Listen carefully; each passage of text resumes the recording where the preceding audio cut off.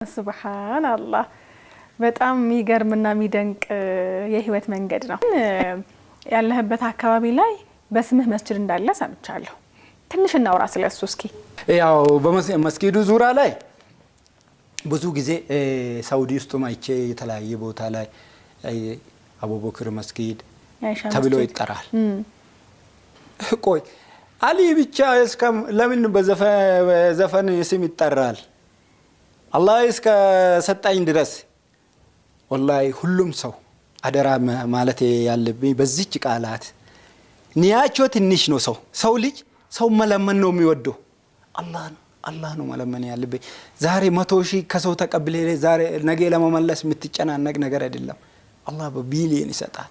እኔ ምንም ሳይኖር እዛ ሳውዲ ሆኜ ምንድነው ንያዬ? ያ አላህ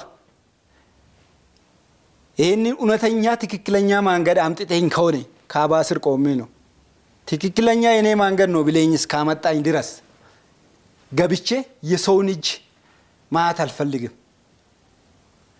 ትናንትና የነበረኝ ህይወት እንድትቀይርልኝ ይፈልጋለሁ። አንድ ምን ይፈልጋለሁ? በእኔ ስም የሚጠራ ስም መስጊድ ይፈልጋለሁ መስራት።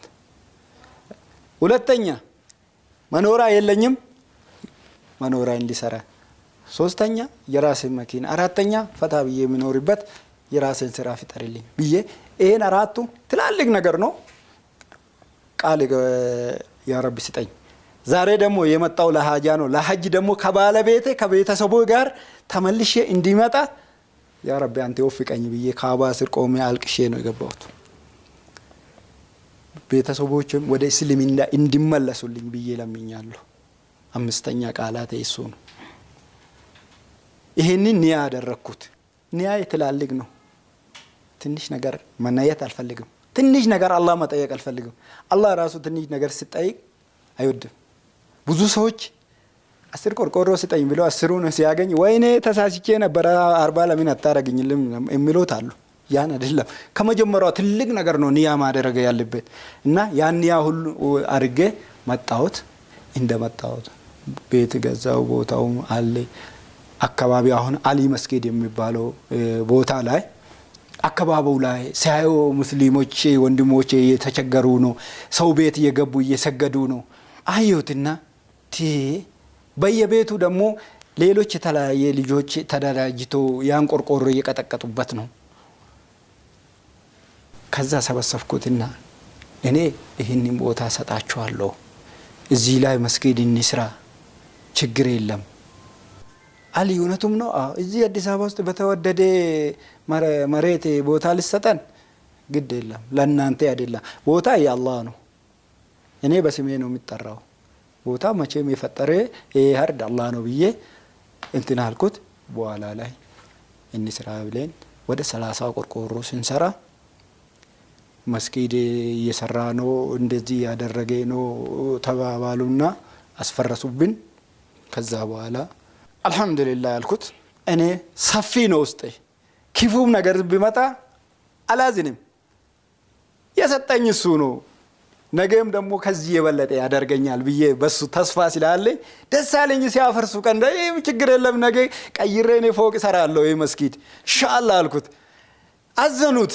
ታዝኑ ኢንሻአላህ እንሰራለን ሌላ አልኖ። ከዛ ቦታ ቀይሬ ነው የተለያየ ጨምሬ ነው ዛሬ ሰርተን አሊ መስጊድ ተብሎ ሲጠራ እኔ መስጊዱ አለ መስጊዱ የሸረፋ መስጊዱ መሐመድ መስጊዱ የፈለገ መስጊዱ መስጊዱ የማን ነው? የአላህ ቤት ነው።